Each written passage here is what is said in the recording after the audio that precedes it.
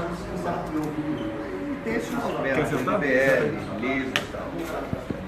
Livros é uma das correntes que... Já tem gente chegando aí? Com a economia de mercado aberto e tal. E isso converge com a opinião. Bem, estou em Recife, está o Luciano Bivar do meu lado, presidente do PSL. Nós fechamos um acordo aqui para a ocasião das eleições desse ano. Já está chegando o pessoal da imprensa para discutir esse assunto, né, se inteirar também. Então, obrigado Com o PSL, não existe audiência aí. nenhum fisiologista. Tenta pegar todo mundo aqui, som também, chega mais perto. Queria perguntar para o senhor, o termo filiação, o contrato de hoje. Isso o contrato de hoje é pouco parecido com o que houve no caso do Patriota também? Foi um pré? Não, olha só, eu não tinha garantia da legenda no Patriota. Quando você vai acompanhar, olha só, o que acontece, né? O Bivar está num partido pequeno. Ele sabe disso, né? É maldade, né? Dificilmente o Bivar sozinho sobreviveria à cláusula de barreira. Eu, sem partido, também não seria casado. Então, eles estão fazendo um casamento. Igual que você vai casar com a Dona Maria. Vocês ganham e perdem também. Se você queria tomar cerveja toda tarde e jogar futebol, talvez ela não queira mais. Você vai ter que, né? Então a gente ganha e perde. Tá? Então aqui, nós aqui estamos, vamos dizer, sabendo tudo que está acontecendo no partido, os segredos são abertos, se é que existe algum segredo, vão ser abertos, foram abertos, e vamos trabalhar junto. Até porque eu disse para o Bivar hoje, né? E ele concordou comigo. Eu falei, Bivar, eu já passei nos 60, ele também.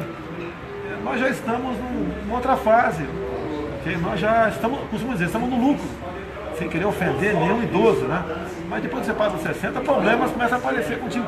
Vamos junto, deixar algo para o Brasil. De verdade, não da boca para fora.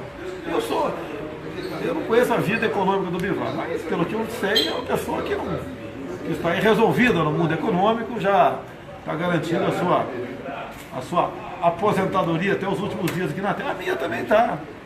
Então a gente não quer entrar numa aventura. Eu queria perguntar também, o senhor tem adotado agendas mais liberais, um discurso, né, mais liberalizante. O senhor entende, e isso tem visto algumas pessoas da mídia, enfim, estudiosos têm visto que o senhor suavizou o discurso. O senhor acha que isso foi importante para a campanha? Não é questão de suavizar o discurso. Você não pode saber tudo. Quando eu falei que não entendia de economia, os caras, em vez de louvar a minha humildade, foram pro cacete. A Dilma, que saiu daí, não sabia, era economista e botou o Brasil na situação. O Lula é homenagem na economia. O próprio Fernando Henrique Cardoso é o que? Sociólogo. Ele nem era, porque quando ele era ministro da Fazenda do Itamar, ele era sociólogo também. Ele botou uma equipe que já tinha tentado, em outras oportunidades, outros planos não deram certo. E deu certo com ele naquele momento. Eu acho que é humildade acima de tudo. Nem questão de Forças Armadas eu sei tudo. Ou tu acha que eu entendo que eu sou marinheiro aeronáutico? Não entendo. Eu tenho que consultar essas pessoas para me ajudar a tomar decisões caso eu venha a ser o chefe supremo das Forças Armadas um dia. O que eu entendo de saúde, por exemplo? Tenho conversado com as pessoas para saber o básico que a gente precisa. Como eu conversei com o deputado Mandetta do Mato Grosso do Sul. Em poucos minutos ele me deu uma noção, né, o que é uma gestão clínica. Até eu falei rapidamente em Manaus, e para minha surpresa, blogs de esquerda me criticaram. Quando eu falei que não adianta você falar, você está mentindo, você falar que vai aumentar recursos para a saúde. Nós estamos devendo concluir o ano devendo 190 bilhões, como é que você vai dizer que o ano que vem vai aumentar recursos da saúde? Só se você for zerar o da educação. Como é que você vai então otimizar o trabalho? É a tal da gestão clínica do deputado Mandetta, lá de Mato Grosso do Sul. Como é que você, o grande gado da saúde são as UTIs. Como é que você evita um prematuro ir para a UTI? Evita fazendo com que a mãe, né, tome medidas preventivas para a criança nasça de 9 meses e não de 7 ou 6,5. E fui criticado pelo Humberto Costa, que é médico.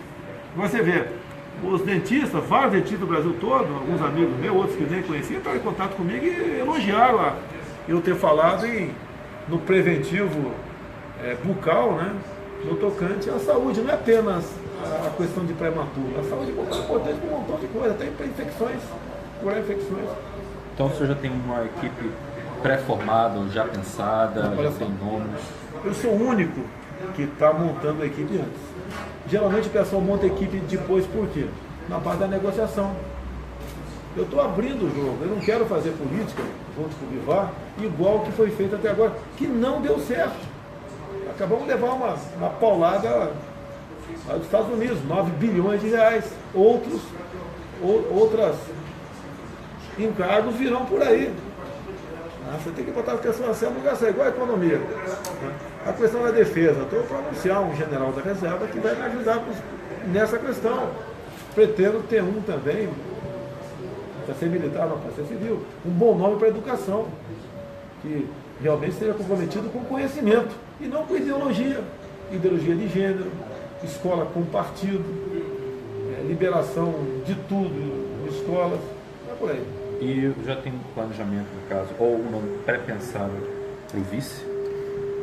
Olha, a questão do vice tem que ser uma pessoa que agregue. Não me interessa a região, o gênero, não me interessa aí, tem que ser uma pessoa que agregue, que tenha boas ideias, que ajude a governar. Não tem que ser do Nordeste, do Sul, homem, mulher, do Centro-Oeste, do agronegócio, médico. Não interessa, tem que ser uma pessoa que agregue. Cor de pele, isso nada interessa, é uma pessoa que agregue. Por enquanto está aberto. Lógico, se a gente continuar crescendo, os partidos vão querer apresentar o vice. Vai apresentar o vice, qual é a contrapartida deles? A contrapartida eu quero discutir na frente de vocês. E aqui, no caso, no Estado, como o senhor vai apoiar algum candidato aqui no Estado, ver alguma opção, alguma saída para a política local? Porque os senhores vêm sempre a Recife. Nós vamos ter uma executiva estadual aqui. Eu vou ouvir essa executiva estadual. Apesar de eu estudar os problemas de Pernambuco e de região, quem está aqui conhece muito melhor do que eu. Okay? Se tiver um nome que compense ser apoiado, né, esse nome ou que seja do nosso partido de outro, o executivo estadual aqui vai ter 90% das ações que estão na mão dele. Logicamente, ele vai se coligar com o partido que tem a PT, PCdoB, PSOL, PCO. A gente não quer. Qualquer partido, se quiser o nosso apoio, não tem que estar ligado com esse tipo de gente. Com quem a gente não vai negociar, em hipótese alguma, são com esse partido, para nada. Na eleição passada, 2014, você conseguiu juntar uma série de partidos em torno de uma chapinha, né, que acabou elegendo um deputado federal. Pela primeira vez na história conseguiu suplantar os partidos maiores, né, conseguiu emplacar. Para essa eleição, pode acontecer de você tentar fazer uma articulação e dar um palanque a Bolsonaro em Pernambuco através de uma chapinha com um candidato a governador, neste sentido? Com certeza, como o Bolsonaro falou, a gente não tem discriminação de coisa nenhuma. O importante é que a gente tenha um nome e seja aquilo, as propostas que nós temos. Se esses partidos todos que nós agrupamos no palanque passado, que se vier todos para nós, será muito bem-vindo. Desde que temos um candidato à presidência da República com uma linha já definida de economia de mercado, de segurança institucional, de garantir um Estado de Direito. Essa é a nossa linha. E qualquer que seja o candidato que alinhe-se a isso, será muito bem analisado. Você, quando foi candidato a presidente, você sempre defendeu o imposto único. Você defende que Bolsonaro tente apresentar esse projeto como candidato à presidência ou você acha que não é o momento ainda de avaliar? Olha, o Bolsonaro está aqui presente. O que o Bolsonaro entende, nós pensamos, é a simplificação tributária. Como a gente não sabe. Para isso temos conversado, o Bolsonaro especificamente, com Paulo Guedes. Eu tenho conversado também com o Marco Sintra, tá certo? E todos são economistas de nome, estão interessados em apresentar uma proposta e no momento oportuno essa equipe econômica vai apresentar à sociedade brasileira uma proposta que seja factível depois de passar naturalmente pelo crivo do candidato a presidente. Eu complementaria aqui, se você me permite, nós não podemos falar entre carga tributária maior. Eu acho que a já foi para o espaço há muito tempo. Você vê, por exemplo, a questão do homem do campo. Na Câmara depois foi da proposta, os produtores rurais tem outro problema pela frente, a tal da Lei Candir, que tem um projeto no Senado bastante avançado. Para que, no caso hoje em dia, no tocante a esporte comum, seríssimo, invasão de terra. Imagine você aqui trabalhando, preocupado se o teu apartamento pode ser invadido pelo MTST. O homem do campo tem esse problema o tempo todo, na minha opinião. Nós temos que considerar essa invasão de terras produtivas por parte do MST como um ato de terroristas. Tá? Tem problemas também ambientais.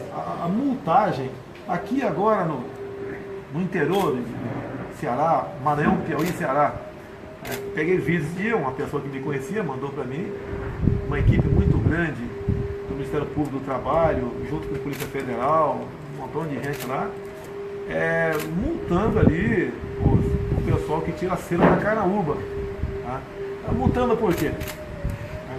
Vê lá, tá faltando banheiro químico. Os caras têm uma rotatividade, andam muito, né? E tem que um banheiro químico, apesar dele ter estado afastado do local que estava colhendo as palhas, multa. Daí questão de bota. Ele falou, tinha bota aqui, mas está multado porque o trabalhador não estava usando, o trabalhador não usa por causa do calor. A mesma coisa tocante a capacete. Ele falou o local da refeição. A mesa era feita de forma rudimentar, outra multa. Então enquadrando esse pessoal, além da multa, o trabalho análogo à escravidão, que alguns consideram que análogo é escravidão. Além da multa, ele sofre uma ação para expropriação da sua propriedade rural. Você tem que rever isso aí, parte do presidente da República essa decisão. Tem que mudar a Constituição, no caso, né? Mudar leis. Você pode ver, se você tem um barquinho aqui, como acontece muito lá na Baía de Angra, é uma área lá de proteção ambiental lá, estação ecológica. O barquinho passa com uma rede para ir pescar longe da área de preservação ambiental.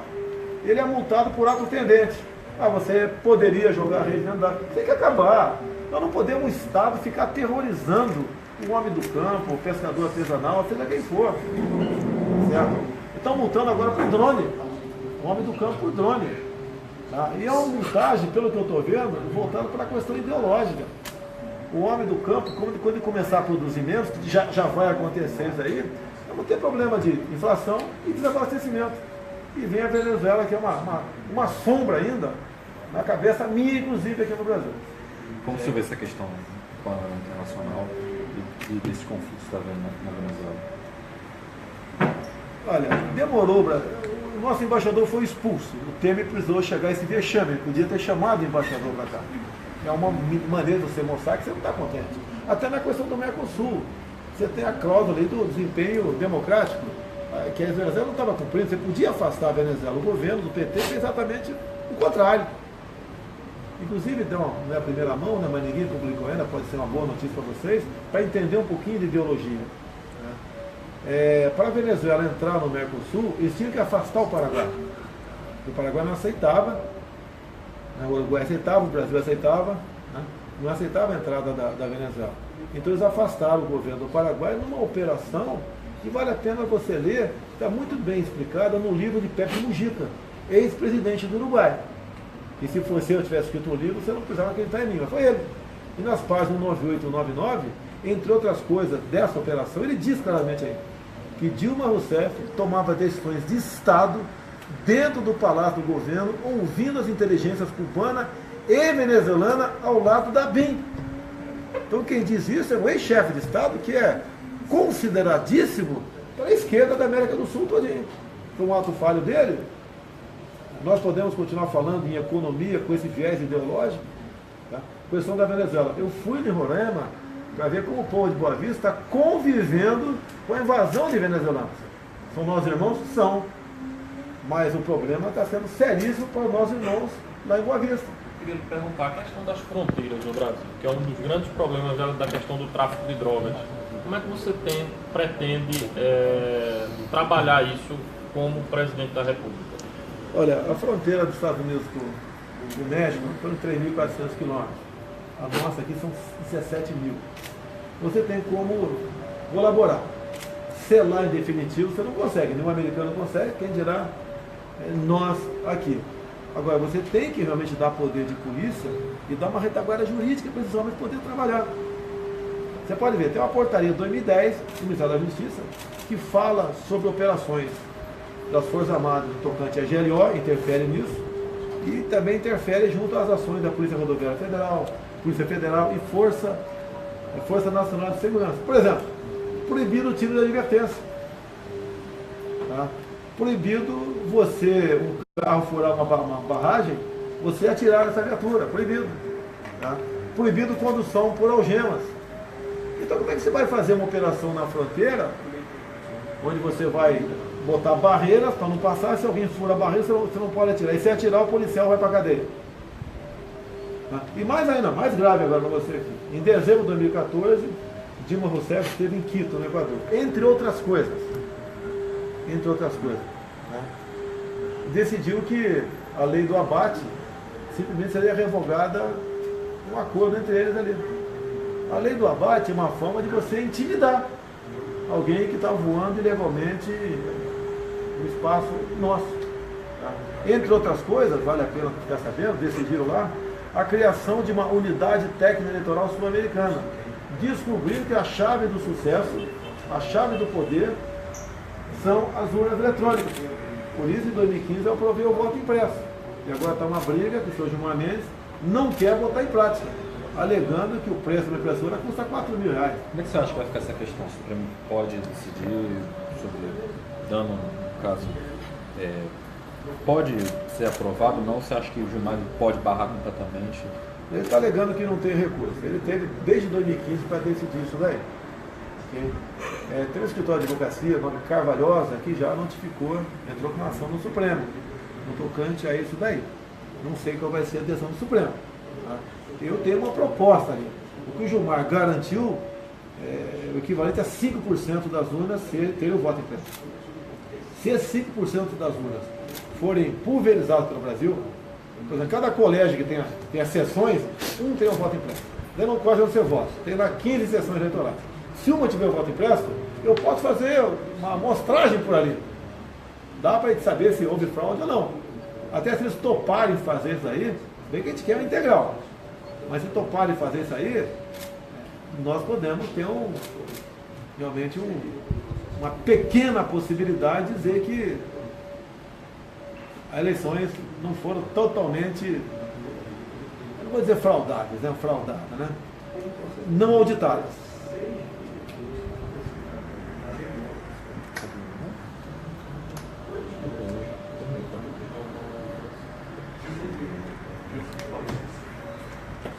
Então, obrigado. Vamos continuar conversando aí. Como é que está aí? Tem gente assistindo aí? 3.500. Tem 3.500. Vamos lá, estou aqui com o Luciano Bivar do meu lado, vocês estão chegando agora. Nós fechamos aqui um compromisso com o Brasil, né? O interesse é nosso nesse programa de governo que nós temos. E o Bivar, que é o presidente do partido, juntamente com o nosso pessoal, que agora soma-se ao PSL, realmente lançarmos um candidato a presidente em 2018. E quem vai ser esse nome? Se aparecer o nome antes, estamos juntos, né, Bivar? Sem problema.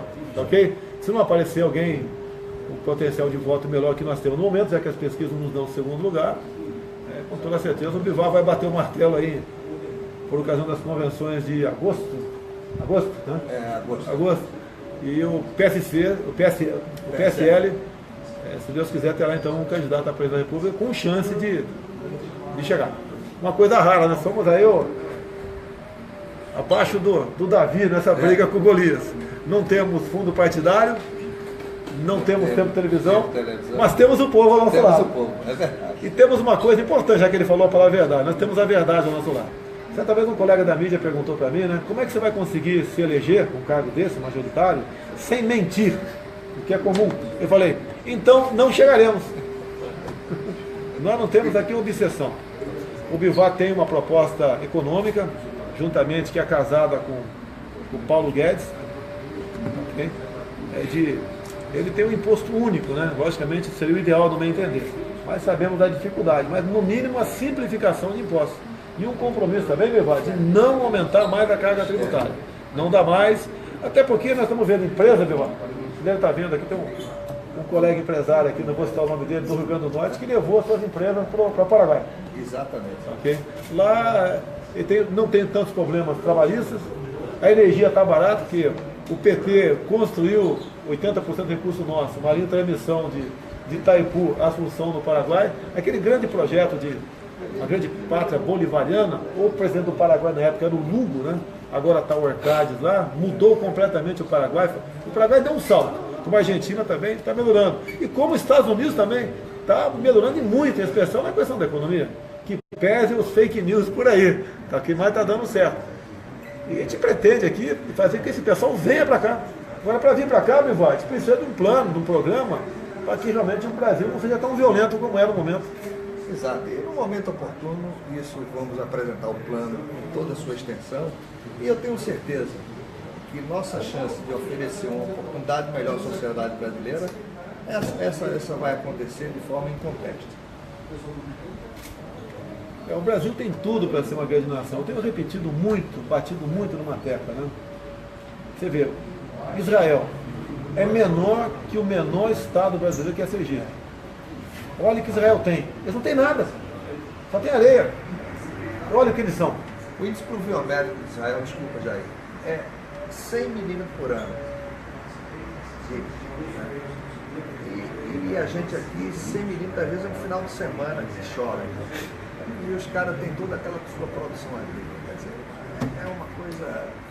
Olha o IDH deles. A questão do Pacto Federativo, que hoje é um problema também muito próximo da questão da reforma tributária. Você acha que, como presidente da República, você acha que a União ela pode aplicar de uma concentração de receitas e trazer algo para os municípios e estados, até porque as pessoas moram na cidade e não tanto no país? A proposta do Paulo Guedes é menos Brasília e mais Brasil. A gente até costuma brincar, né, fazer uma brincadeira. Olha, vamos para a praia sábado e domingo, deixa os governadores e prefeitos sentar a cabeça. Vamos passar o recurso para quem realmente tem que administrar os seus problemas. Nossa, você pode ver. Para que Ministério da Cidade? É uma maneira de você ganhar voto. Se você pode, por exemplo, aqui em Recife, em vez de você ter um programa, vamos fazer 200 casas populares, você dá o dinheiro para o prefeito fazer isso aí, ele que se vira. Quando você passa pela Caixa Econômica Federal e ela tem que ter um programa, já lhe fica, se não me engano, 4% desse recurso já fica lá. Você já vai ganhar 4% só vem para cá. E 4%, 200 casas, faz mais 8 casas. Em vez de 200 casas, fazer 208, por exemplo. Então essa ideia existe sim, em vários segmentos, além de você ter menos um Ministério de cara. Essas estatais que foram criadas ao longo do governo do PT, como é que você já tem algum estudo que pode... Essa aí já foi estudada, né? Por alto, assim dizer, porque é bom você ter encomendar um estudo do BNDES, para você ter né? Tem estatal ali que você não tem que privatizar. Você tem que extinguir, nem você vai querer de graça.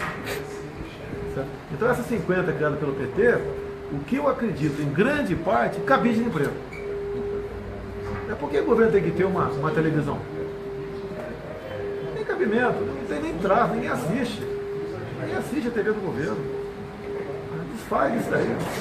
Quanto a essas reformas que o Temer está fazendo e está tendo andamento e está gerando um certo resultado na economia, como presidente ou como possível presidente, o senhor iria continuar esse programa ou iria fazer novas reformas ou não iria extinguir, iria voltar a alguma coisa? Como é que o senhor está lidando com isso? Você não pode mais falar em sacrifício. Não dá mais falar em sacrifício para o brasileiro. Eu votei favorável à reforma trabalhista. E ser patrão no Brasil não é fácil. O pessoal reclama. Né? É meus direitos. O que o empresariado tem dito para mim, Viva? Vê se você concorda comigo. Vê se você também diz, como empresário. O trabalhador vai ter que decidir menos direito em emprego ou todos os direitos de desemprego. O salário é pouco para quem recebe e muito para quem paga. Essa equação que está no colo do Paulo Guedes, porque ele é economista. É a mesma coisa uma operação. Você quebrou o braço, levei você para o hospital, aqui doutor, está aqui a fratura aqui, que eu vou operar ele. Pô. É isso que eu botei na mesa, né? Falei, Paulo Guedes, tem como diminuir a nossa dívida interna sem aumentar imposto? Né? Manter a taxa Selic baixa, sem canetaço, manter o tripé, né? Manter o dólar a um preço que seja bom para quem exporta e não seja ruim para quem importa. Né? Entre outras coisas, eu tive outro dia reunido por 4 horas com alguns geólogos. O que acontece? Eu não sou geólogo também, né? Eu espero que não me critique por falar que eu não entendo de geologia. Apesar de eu já ter garimpado muito quando era garoto, meu pai garimpou muito tempo. Atenção, garimpeiro do Brasil, vocês vão ser gente conosco lá em Brasília, tá? Não vão ser tratados como bandido não, como tem sido há muito tempo. O que nós temos aqui, né? Dá para agregar valor, não apenas você pegar in natura e mandar embora, como agregar valor, senão não temos dinheiro para, talvez até para pesquisa, ou então para uma siderurgia. O que temos que fazer? Daí eu tive Israel, tive Estados Unidos, foi dar rápida, mas conversando com quem interessa para ser nosso grande parceiro. Está previsto uma viagem, não sei se vou, né? Para final de fevereiro, para o Japão e Coreia do Sul. A intenção é essa, esse tipo de parceria que interessa para nós. Sim. E fazer negócio praticamente com o mundo todo. Se afastar um pouco do Mercosul. Lógico, tem seu valor o Mercosul, mas não podemos ficar amarrados, pedir bênção ao Mercosul para fazer um acordo com outro país qualquer. Olha, a Inglaterra saiu fora da União Europeia, decidiram. O próprio Trump, quando assumiu o acordo transpacífico, que eram 12 países aqui na América do Sul, tinha o Chile e o Peru. Né? De potência tinha a terceira economia do mundo, que era o Japão. Ele resolveu sair fora. Uma coisa muito importante, eu peço muito cuidado a vocês, a questão do acordo sobre o clima que o Trump saiu fora. Tive notícia essa semana, há 3 anos já falo nisso, que o senhor Zequinha Sarney vendeu um grande espaço, vendeu não, né? Passou a administração de uma grande área da Amazônia para ONGs internacionais, isso é verdade. E a imprensa, um outro jornal falou em AAA, nem falou o que é AAA. AAA é Andes, Amazônia, Atlântico. Um grande corredor ecológico de 136 milhões de hectares, né, que nesse último acordo de Paris já foi bastante discutido, tratado em portas fechadas. Okay? E então essa grande área seria de importância para a sobrevivência da humanidade. E começaram dando o primeiro passo agora. E infelizmente, estão passando a administração dessa grande área, que pega aí, ó, na calha dos Solimões do Amazonas, e passando a administração de fora do Brasil. Uma administração compartilhada. Isso é péssimo para nós. Nós vamos isolar o norte do Amazonas e o Roraima todinho. Vamos perder a área, por manobra, a área mais rica do mundo. Essa é uma preocupação que temos que ter. A Amazônia é nossa, com esse tipo de política, que um ministro do meio ambiente resolve, não consulta ninguém, vender, passar a administração de uma grande área nossa, da Amazônia, para ONGs internacionais, foi um valor, não interessa o valor, foi pequeno o valor, até 60 milhões de dólares, mais ou menos, além de ser irrisório, dá mais ou menos R$100 por hectare, não tem cabimento fazer isso aí, sem entregar o patrimônio nosso. Ninguém está querendo aqui dizendo que vamos ser nacionalistas ao extremo, mas nenhum país do mundo faz isso, nenhum país faz. Por que estamos fazendo isso aí? Eu sou da Cidade de Pernambuco, sou Rebeca também. Porque essa candidatura foi fechada hoje, né? Em um acordo com o Bivar. Por que Pernambuco também? O senhor escolheu vir aqui. Tem algo a ver também com Lula, pelo fato de Pernambuco ser bem estratégico, o Nordeste ser estratégico em eleição também? Não, eu respeito ele daqui. Eu tenho 62 anos, o Bivar tem 73. Ele é mais antigo, ele é daqui. Então eu vim conversar com ele aqui. Se ele estivesse no Piauí, estaria no Piauí também, Amazonas. Não tem a ver com o Nordeste, não Nordeste tem nada a ver. Não. Eu não entro nessa área, nós somos um povo só. A minha esposa, o meu sonho... Mas é estratégico, né, em termos eleitorais, porque hoje sabe-se que Minas e Nordeste, eles podem definir uma eleição. Não, a gente não vai por aí. Esse episódio. Nós temos que unir o Brasil, esquecer esse negócio de cor de pele, de sexo, de região. Quase todas as cidades do interior, elas... Todas não, mas vamos dizer que algumas, aqui em Pernambuco, como é que você vê esse movimento das pessoas se prontificarem a fazer um outdoor para você, defendendo o seu projeto? Como é que você se sente com esse carinho, né? Essa atenção, esse respeito, digamos que até uma devoção, né, que muita gente tem tido pela sua pessoa e pela sua candidatura? Como é que você... A grande parte das pessoas que, segundo as pesquisas, vão votar em mim, em torno de 40%, estão entre 16 e 24 anos. A garotada não acredita mais na perfeição hipotética da esquerda. Vamos dividir, nós temos que somar. forçar uma igualdade. A igualdade que eles querem é por baixo. O que tira o homem da miséria não são programas sociais, são projetos educacionais. Você sai da miséria adquirindo conhecimento. E a molecada acordou para isso. Com as mídias sociais, você tem que saber agora o que é Cuba, por exemplo. Né? Rapidamente você conhece a história de Cuba, Coreia do Norte. E o PCdoB tem acordo com a Coreia do Norte. Né? O próprio PT, na figura da senhora Gleisi Hoffmann, fez uma moção de solidariedade ao Maduro agora.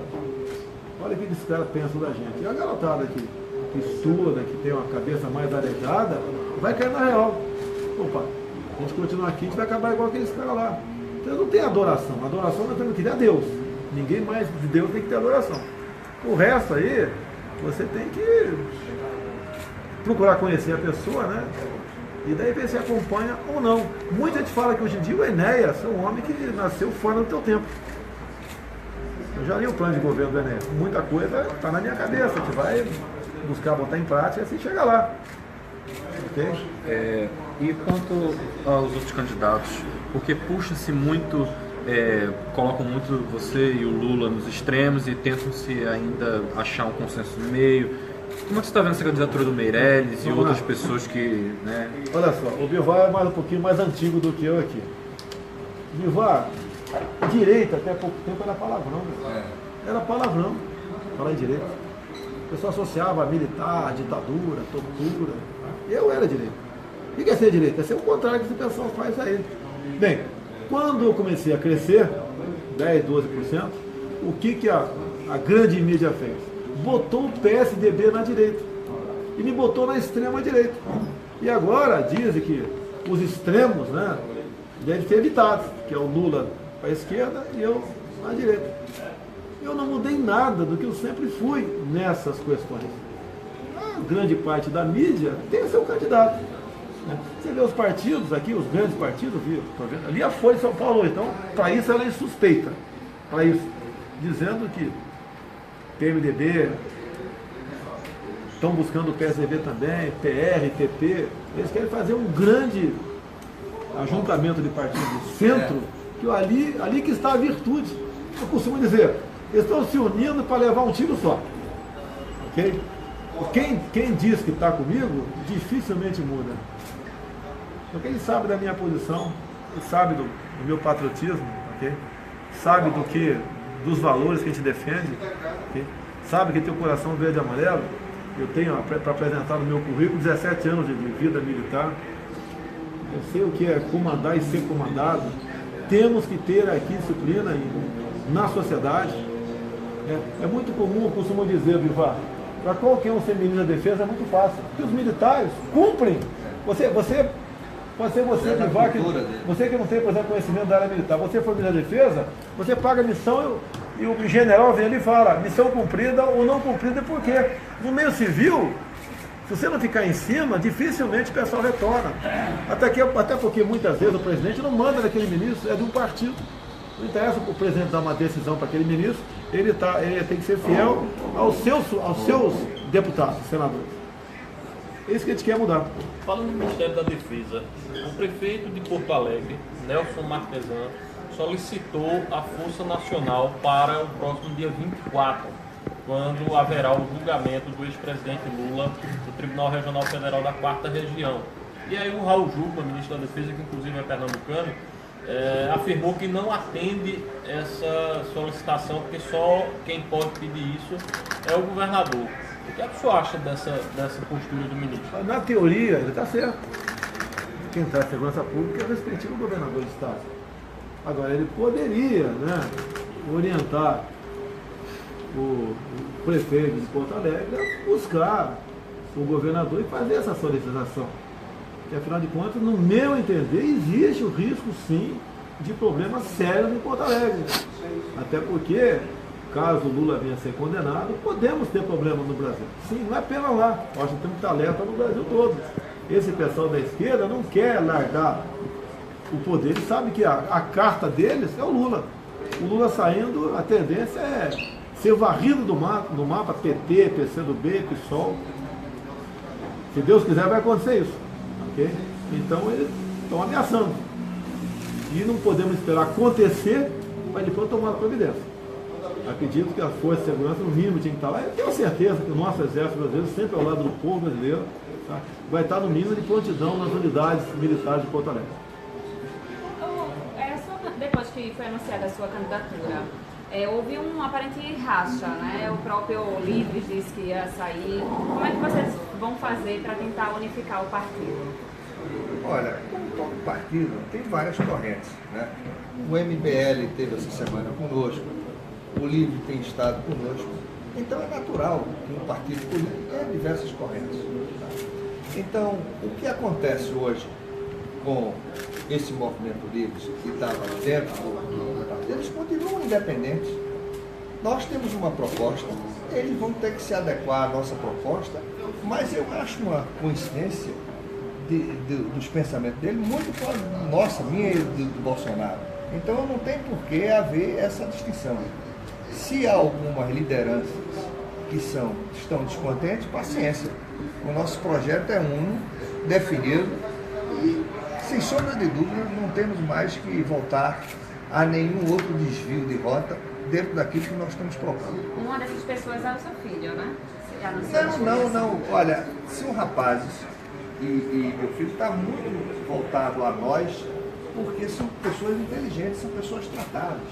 A pior coisa do mundo é você tratar com bêbado ou com louco. Quando você trata com pessoas inteligentes, as verdades elas são inequívocas. Tem que prevalecer o bom senso. Se não prevalecer o bom senso, é melhor que você não conviva com as pessoas. Né? Então, isso é absolutamente natural. Hoje eu estou recebendo notícias do Eder, que é o nosso vice-presidente nacional, dizendo que vários rapazes já desse líder já disseram, olha, nós queremos integrar nesse movimento. O próprio Sérgio, meu filho, quer integrar no movimento, quer que a gente prestigie algumas lideranças dessas que estão comprometidas com aquilo que nós propomos, um Estado de Direito perfeito, a segurança jurídica. Isso aqui a gente vai atrás. E eu tenho certeza que dentro de um pouco espaço de tempo, não só Livres, como o MBL, como qualquer outro movimento, vai juntar-se a nós. Porque é como o Bolsonaro falou, nós estamos com a verdade. E isso é o maior de todos. Então, a honestidade de propósito é o que a juventude quer. Então, eu não tenho por que ter dúvida com essa ou aquela dissidência. Como é que fica em Pernambuco? Vai ter algum palanque no estado para fortalecer a candidatura de Bolsonaro? Como é que fica essa aliança com a oposição, o Paulo Câmara? Como é que está? Olha, eu tenho um grande apreço por Paulo Câmara. Certo? Hoje até tentei falar com ele. Ele estava no interior, mas falei com o vice-governador. Ele até ficou satisfeito. Pediu para essa semana que vem, segunda ou terça-feira, termos uma conversa juntos, eu, ele e o Paulo Câmara. E eu demonstrar a ele, com toda a realidade, que nós temos um candidato a presidente, o PSL, né? Estamos definidos com essa candidatura, estamos todos convincentes, estamos todos unânimes, estamos todos satisfeitos. E eu acho que Paulo Câmara, se Deus quiser, e se o PSB aqui não tiver nenhum candidato a presidente, quem sabe pode juntar-se a nós. Vocês esperam então uma aliança, né, de Paulo Câmara aqui? Talvez isso poderia criar. Talvez. Mas isso talvez não poderia criar um conflito de interesses em questão ideológica. Olha, nós sabemos o que nós queremos. Eu não sei. O PSB anunciou Então, entre as apoiar o Olha, candidato sem querer de falar pelo esquerda, Vivar, né? eles, se quiserem nos procurar, estão à disposição. Vamos conversar. Mas aí o PSB anunciou, inclusive, que vai marchar com um candidato de esquerda, né? Aí como é que fica a situação aqui? Paciência. Então, no caso, pode acontecer de haver um afastamento, caso aconteça o PSL se afastar do PSL. Seria um afastamento natural dentro da O ideologia. PSL hoje não integra o governo Paulo Câmara, né? Não tem nenhum cargo no governo Paulo Câmara. Não temos nenhum cargo. Mas apoia o governo ou da oposição? Não, eu tenho uma simpatia muito grande com o Paulo Câmara, tá certo? Atualmente o partido faz parte da oposição ou é governo? Ou é base dele? Não faz parte da oposição. Faz parte do governo, tá certo? Faz parte do governo no apoio de simpatia, de fidalguia. Mas tem um deputado estadual que é base do governo, que é o Beto Acioli, né? E tem a outra deputada do PSL que é oposição, é isso, Socorro Pimentel, né? De oposição, Então você tem aí O nosso partido é muito independente dentro do governo.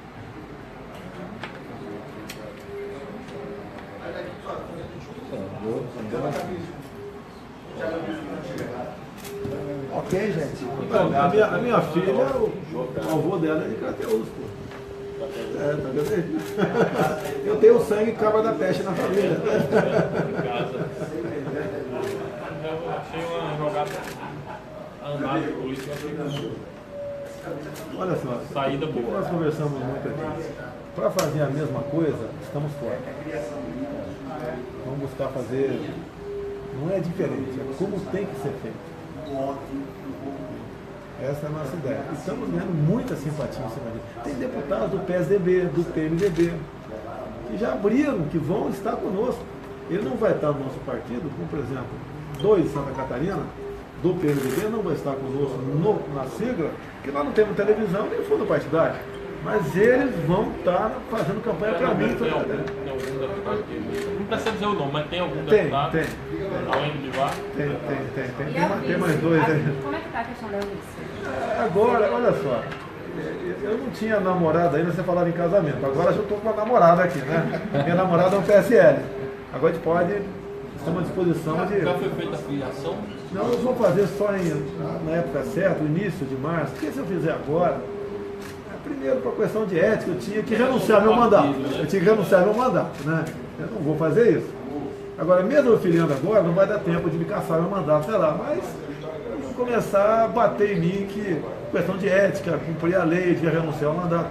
Então dá tudo a palavra, tudo certo. Tem uma coisa mais forte que isso, assinando agora um documento em conjunto que foi distribuído para a imprensa, tá? Dessa unicidade, dessa comunhão de propósito, que é mais forte do que qualquer... Nós estamos no tempo do filme do bigode. Como foi que surgiu essa... O primeiro contato. Como foi que aconteceu esse diálogo? Olha, eu em 98, eu já era deputado federal. Bolsonaro também era. Desde 91, só. Aí eu sou mais antigo. Já conhecíamos, né? Cumprimentar, gozar a intimidade dele, mas a gente sempre teve simpatia pelas posições, tá certo? Eu de forma mais discreta, que era um partido menor, e Bolsonaro sempre foi muito mais aguerrido. E agora, diante desse quadro agora, com os projetos que a gente tem, e diante da repercussão que tem de tudo que está um candidato líder das pesquisas, nossas ideias vão florescer como no passado não acontecia. Então esse é o grande ganho do PSL. Tudo que eu falava no passado, o blog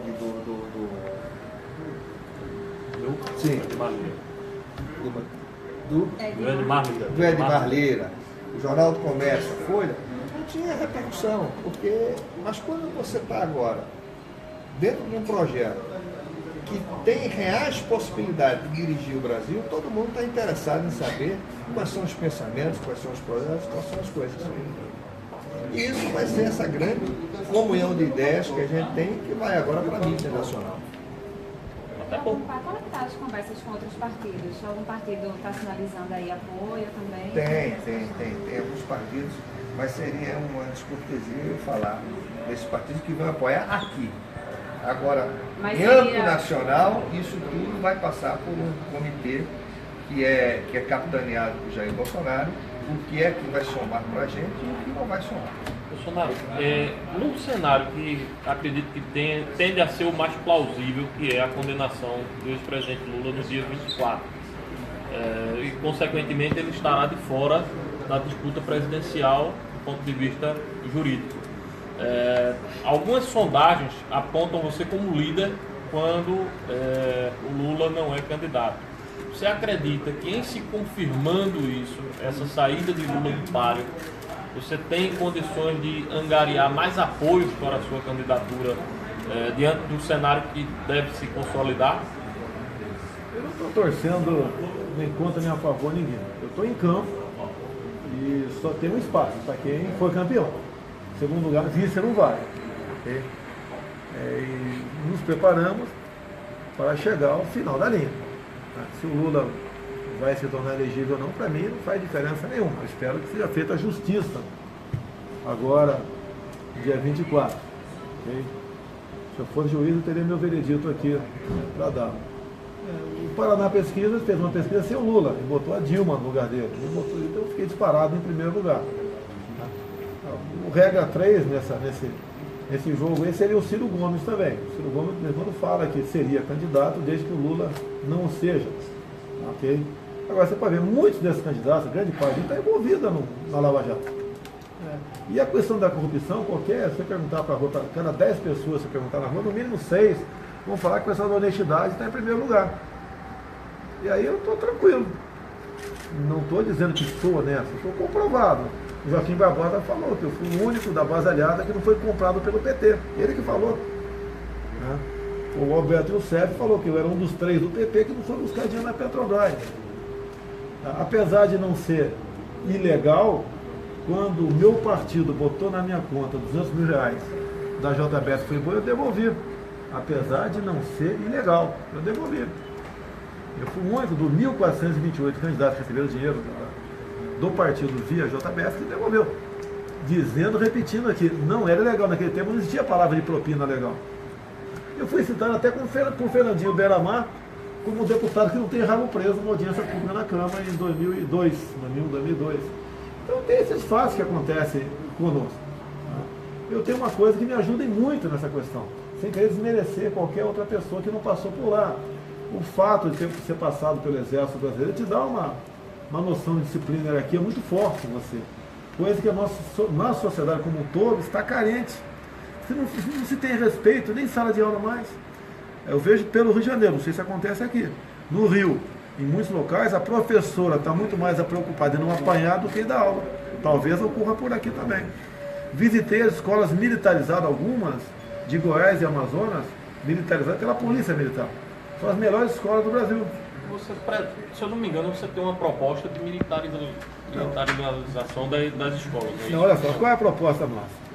Eu estou em Recife, aqui existe o Colégio Militar de Recife. No primeiro momento, todas as capitais de estado teriam um colégio militar. São Paulo não tem nenhum colégio militar. A questão é buscar convênios. Aí Estado, geralmente é Estado, ver o que a União pode ajudar. Né? Em algumas escolas seriam administradas por militares.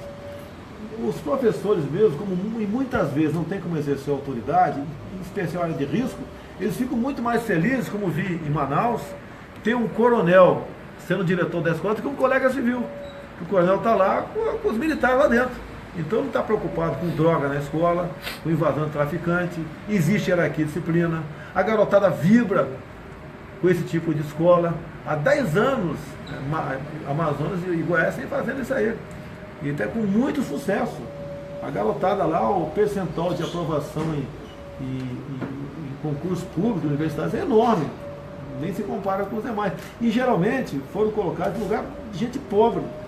Eu gostaria do Rio de Janeiro, em vez de um PP, tem muito a ver com o Estado. Em vez de um PP, Unidade de Polícia Pacificadora, que agora não deu mais certo, tá?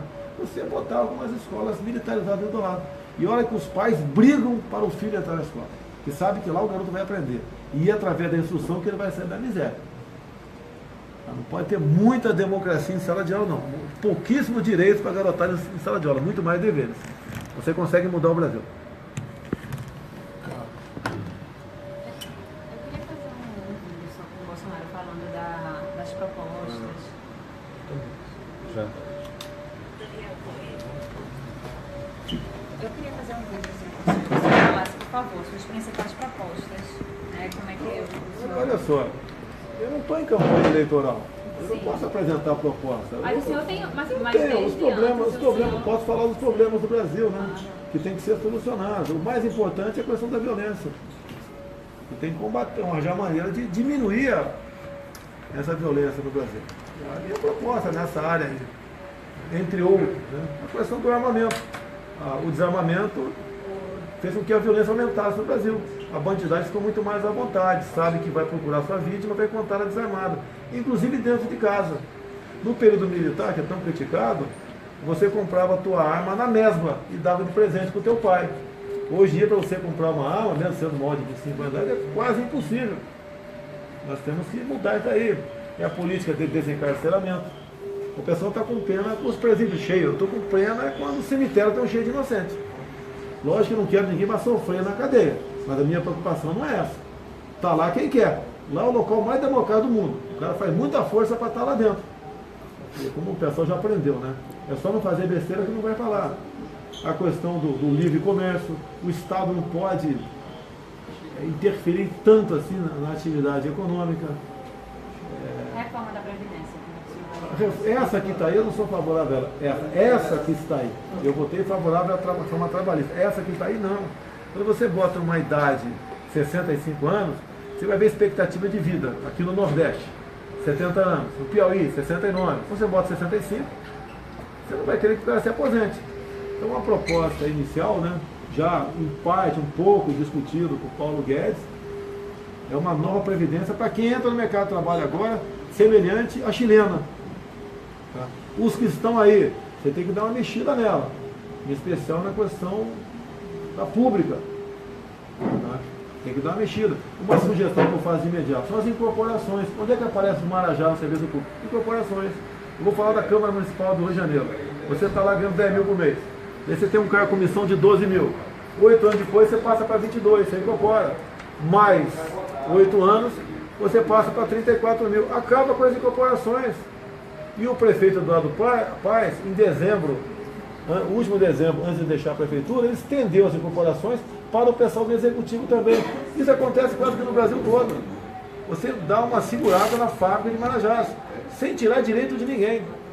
E aumenta um ano no tempo de cada um. E deixa o futuro presidente, ver se é o caso, lutar por aumentar mais um ano apenas. Você começa paulatinamente. Remendo novo em calça velha não dá certo. O deputado, e a reforma da máquina pública? O Brasil hoje é a maior fábrica de desigualdade social devido ao tamanho do Estado brasileiro. O Estado tem que se preocupar com a questão de segurança, saúde e educação. O resto ali vai para a iniciativa privada. Lógico, as privatizações tem que ter um modelo. Você quer privatizar a Petrobras? Qual é o modelo? A Embraer, quando foi privatizada, a tal da Golden Share, tá? Agora você vê uma negociação da Boeing com a Embraer. Até a Embraer, ela já está privatizada, ela é lucrativa e tem, em grande parte, tecnologia própria. Eu acho que você tem que se aproximar. Se a Boeing quer fazer uma parceria, você tem que estudar e, se for o caso, fechar a parceria. Para a gente não perder. Até que, por outro lado, a Bombardier já se aliou a outra empresa e o grande mercado é da aviação média, né? Você tem que buscar, não temos que fugir da Boeing, né? Do capital americano, não tem que fugir disso aí. Ver qual é o modelo adotado e vamos em frente. O Brasil, um dos modelos, falou de avião, eu sou piloto, o Brasil é um país continental. O senhor tem alguma proposta para incrementar a aviação civil, principalmente nas cidades médias e pequenas, para que elas sejam alcançadas por voos regionais, que a maioria foram extintos, são inviáveis economicamente? O senhor teria alguma proposta para viabilizar? Se a iniciativa privada quiser fazer uma linha, por exemplo, aí, venda dois municípios aí, Pelotas, Manacapuru, Amazonas, sem problema nenhum. Isso é privado, não tem nada a ver com o Estado. O Estado tem que facilitar quem quer investir nessa área. Você não pode ter uma guerra de ICMS. Eu acho que o ICMS mais caro do combustível passa pelo Estado, não é pela gente, é pelo Estado, é São Paulo. Muitas vezes a empresa está com o tanque além do normal para aquela área, porque compensa, tendo em vista não abastecer lá, porque o ICMS é muito alto. Tem que buscar uma maneira de acabar com essa guerra fiscal. Eu acho que todos ganham se a economia começar a rodar. A questão uma coisa que travou ao longo dos últimos anos foi a questão da infraestrutura ferroviária. A gente teve aí um descolamento disso aí.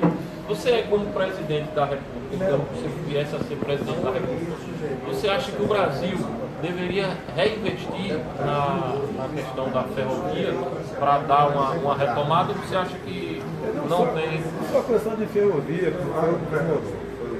navegação de cabotagem, né, interna. O Brasil não tem dinheiro para investir nessa área, não tem dinheiro. Se você puder fazer uma parceria público-privada, ou iniciativa privada, você dá uma concessão por 60, 80, 100 anos, que tem que ser nessa faixa, tudo bem. Você vê uma coisa simples aqui?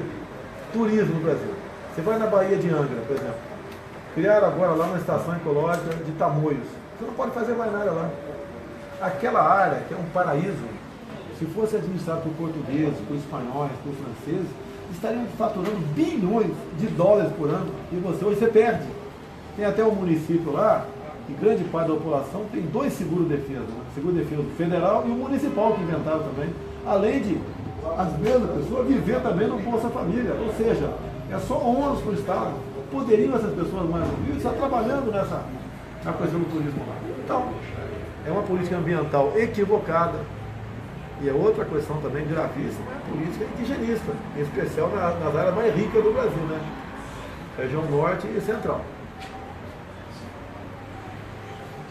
Então sou favorável, no caso aqui, à privatização da Eletrobras, né? Que está toda uma questão... Tem que ver o modelo. Enquanto eu ver o modelo, eu não vou bater o martelo aqui não. Eu entendo que o setor energético ele é estratégico. Eu até costumo dizer, a China não está comprando no Brasil, ela está comprando o Brasil. Nenhum país do mundo faz o que o Brasil está fazendo. Você pode abrir para o capital de fora, mas em especial para países que aceitem, caso você queira investir lá, o faça. E quando você vende para a China, você não está privatizando, você está estatizando para a China. Entendeu? O Brasil não tem inteligência estratégica. Nós devemos fazer comércio com a China? Sim, vamos fazer comércio com a China. Mas ele tem 7 vezes mais habitantes do que nós. O Brasil deve começar brevemente a vender terras agricultáveis para estrangeiros.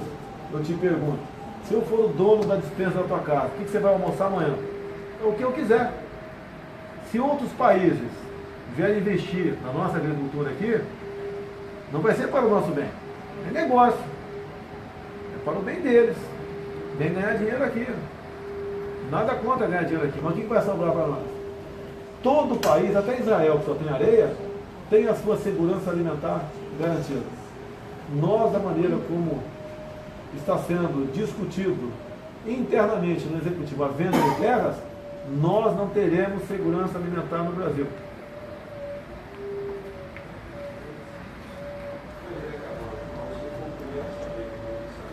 Otávio, muito obrigado. Estou fazendo uma pergunta. O senhor falou na China.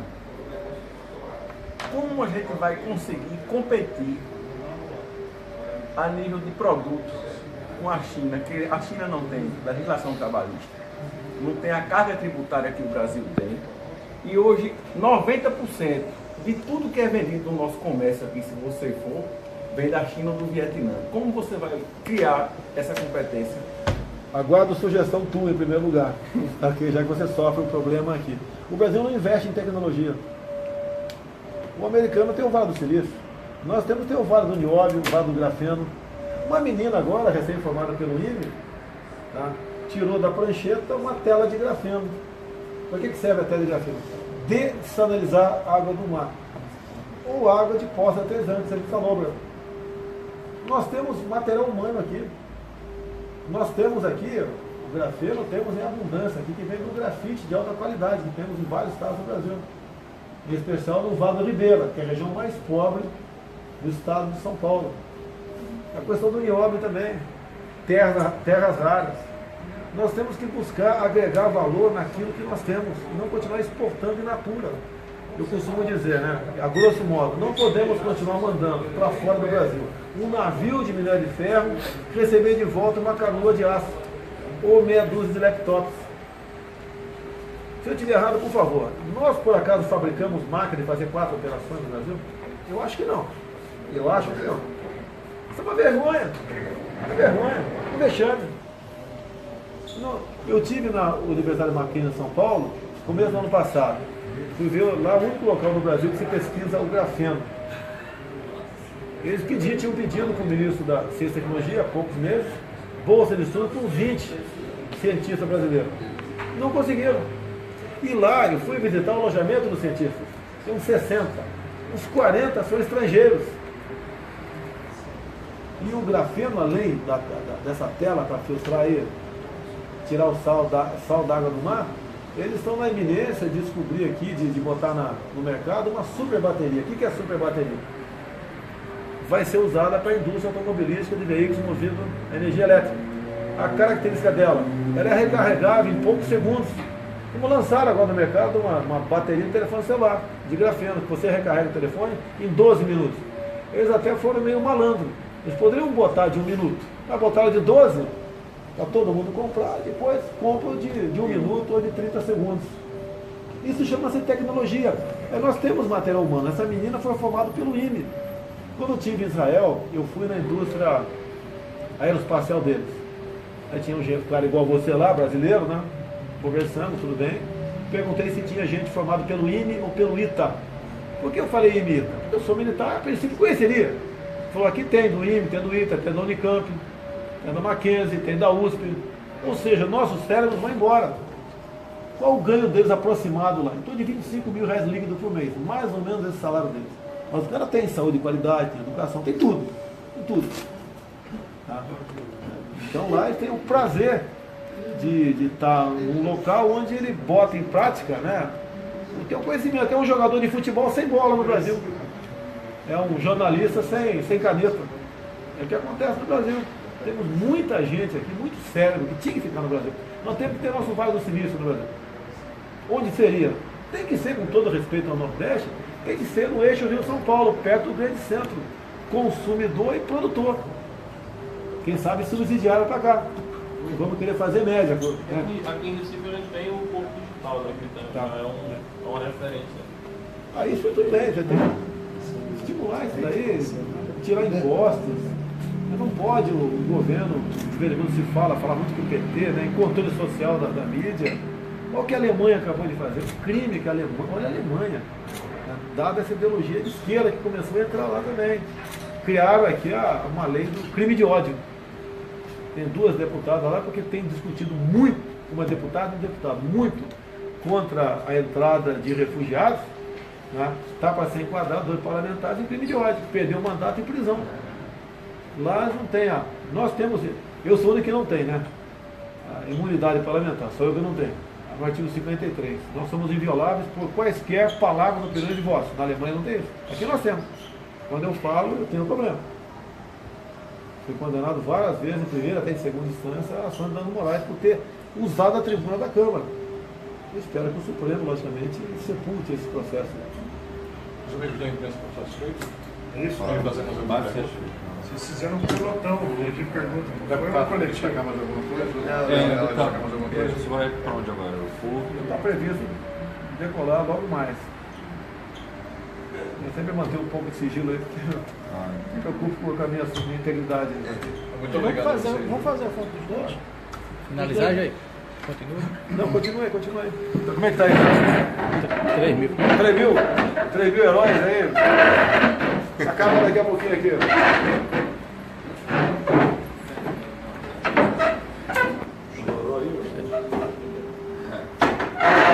Estourou o seu. Tá comprando aqui de jornal para fazer Júlia! Tudo bom? Na rádio. Eu sabia que você era fã do Bolsonaro, mas não sabia que você... Foi amor à primeira vista. Ele é fã do Bolsonaro, não tem perigo aí. Eu vim tocando sanfona agora ali, agora me apaixonei de Tá vez. vendo? Aí.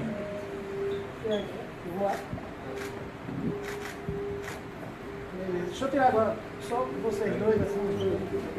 É uma matéria de capa. Muito bom. Bom? Tchau.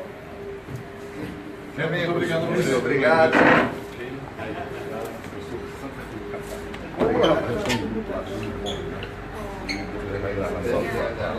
Vou encerrar aqui, agradecer a presença de vocês. Estamos fazendo política. Nós sabemos, vocês também sabem dos problemas que tem no Brasil. Muita gente não acredita que dá para resolver, mas tem que tentar resolver. Tentar fazer algo diferente do que está aí, não dá para continuar como está. Estou com gente do meu lado aqui, vários amigos. Aqui está o Gilson, aqui de Pernambuco. Temos aqui o Júlio Lemos, da Paraíba. Francisquinho, bota a cara aqui, está o deputado Francisquinho do Paraná também. Tudo bom, gente? Um abraço. Missão cumprida aí. Logicamente, tem muita gente interessada nesse projeto nosso. Agora sim está tudo certo. Lamento, não deu certo para o Patriota. Acabou, é como um relacionamento que não deu certo, né? Boa sorte ao Atílio Barroso. Lamento não poder termos continuado no programa, só que gostaria de ter continuado, mas não deu certo. Boa sorte a vocês. Se puder colaborar contigo, talvez tenha coligação no futuro, estamos à disposição. Okay? Sei que você vai ter problema com a causa de barreira, mas quem sabe a gente possa te ajudar nessa questão. Não tem mágoa, não tem rancor, e nós temos que buscar a melhor maneira de apresentar soluções para o nosso Brasil. Okay? Agora sim, a gente vai fazer uma campanha de filiação ao PSL, número 17, né? Pretendemos aí ter chapa cheia para deputado federal, para estadual, pelo menos uma vaga para o Senado em cada estado.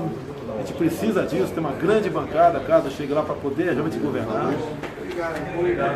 Um partido muito pequeno, que tem tudo para ser um grande partido. A gente confia no eleitor brasileiro, um cidadão de bem, conservador, patriota, que tem a Deus no coração, que se comungue das ideias nossas. Né? Todo mundo sabe que eu sou capitão do Exército. Tem muitos colegas meus das Forças Armadas que têm esse projeto, das Forças Auxiliares, da Polícia Federal. Tem civis aí, todos os níveis, né? Economistas, médicos, dentistas agora. A nova proposta nossa aqui é acolhida aí pelo deputado Mandetta, lá do Mato Grosso do Sul, uma proposta de preventivo aí, bucal, para que se diminua o número de neonatal no Brasil, que se economiza então em UTIs. As propostas do Mandetta foram muito bem-vindas. Okay? Vamos começar agora, vamos formar aqui, logicamente, conversar com executivas estaduais que tem. O atual PSL vai continuar com esse nome PSL mesmo. Vamos compor. O objetivo é juntar gente que diz para disputar eleições com chance de ganhar, e mais do que isso, né, que tenha um comprometimento com as propostas que vocês sabem quais são, né? Liberal, o economista Paulo Guedes está conosco, de valoração das Forças Armadas, retaguarda jurídica para os policiais, civis e militares, meios para a nossa Polícia Federal continuar atuando, buscar o comércio com o mundo todo, deixar o Mercosul mais na sua estatura, não ficar fazendo comércio com viés ideológico, investir, jogar pesado na questão da segurança pública, dar paz para os nossos policiais no Brasil, civis e militares, poder trabalhar, uma retaguarda jurídica. Não pode, a qualquer evento ocorrido, prender o policial não pode continuar tendo medo de julgamento, do capa preta, comumente chamado, né? Tem que ter uma retaguarda jurídica, mexer no Código Penal. Gostaria muito, caso fosse possível, cada estado tenha o seu Código Penal, como existe nos Estados Unidos, e buscar agregar valor naquilo que nós produzimos. Não tem como, impossível, não vamos mais falar em aumentar a carga tributária, ninguém aguenta mais. Tem muito empresário indo para o Paraguai, lá a carga tributária é infinitamente menor do que a nossa. É um estado, é um país que está crescendo 6%. Eu sei que é diferente a economia no tocante a nós, né? Nós somos uma potência perto deles, mas lá estão tendo progresso, tendo que buscar esse percentual. É difícil, sim, porque tem que investir em energia, que não tem no Brasil. Bem, é uma série de coisas que a gente começa agora, tá? Essa luta, né? Mesmo durante o recesso, rodando o Brasil, como eu estou em Recife aqui agora, para dar esperança para todos nós, ok? Eu já estou com 62 anos, já estou no lucro, já estou, graças a Deus, por ter vivido tanto tempo, e pretendo deixar um legado para todo mundo do coração, não da boca para fora. E menos Brasília e mais Brasil.